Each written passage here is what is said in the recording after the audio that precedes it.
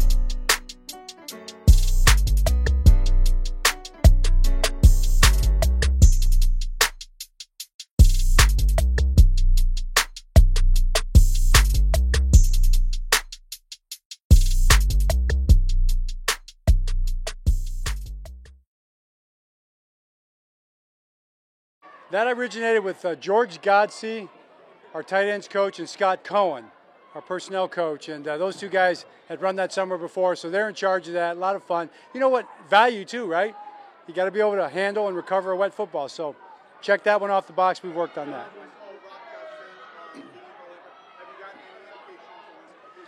Yeah, the initial indication was not a serious thing, but let's wait and see what we hear. We'll know more once they get a look at it. Salah. He's got more letters in his name than the alphabet. Go ahead. What has impressed you the most for him? I mean, you don't have a lot of rookies that step in immediately in training camp and work with the ones. What has stood out for you? You know what? He is a football means a lot to him. He's worked throughout his career to grow to become a good football player, from high school to junior college to college, and he's got a tremendous work ethic and real receptive to learning, and takes the information, applies it, and it's been a pleasant surprise so far. So, the first 3 days in pads he's done tonight, or 2 days in pads, and today he's making nice progress. So he's a work in progress, so we'll see how it continues to grow. Just how good do you think this offensive line could be? And you got veterans, you got first-round pick at center, you got Stanley, who could be one of the best in the league. How good could this group be? Well, and it just like I said, it's a day. Every day's a work in progress, and I don't want any accolades early. Let's just keep growing.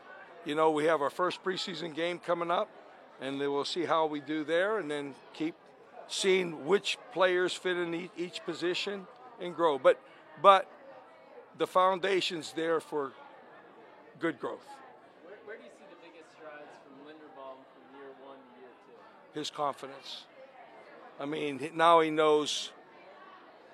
We speak in codes a lot up front, and that's throughout the league. And he now understands everything that takes place, and he's really the coach's voice and eyes on the field. So he's reiterating what's being taught in the classroom. And then he goes to the field, and we work on the field, and he's continued doing that process. So he's doing a really great job, and he's a great leader and an excellent performer. Yeah, I just think being more comfortable, playing at this level. Kind of first year here, everything's coming at you so fast. Just getting used to the speed of the game is important. So definitely having a season under your belt is good, but there's still a lot of improvements to go. Tyler, Mike Pierce said that he thinks you're a lot stronger than you were last year. Do you think that's the case, or are you just better technically? Yeah, I think a little bit of both. Obviously in the off season, still working on strength, trying to get better at technique. Putting myself in positions to where I can use my strength to my advantage. Just little things like that. But yeah.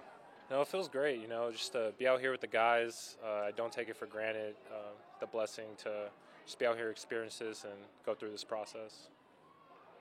How far along do you feel like you guys are as a group building that coordination, that five-man coordination? I feel very comfortable with where we are right now in our process as an offense and, as a team and building our chemistry. Probably the furthest along I felt, on any team that I've been on at this point.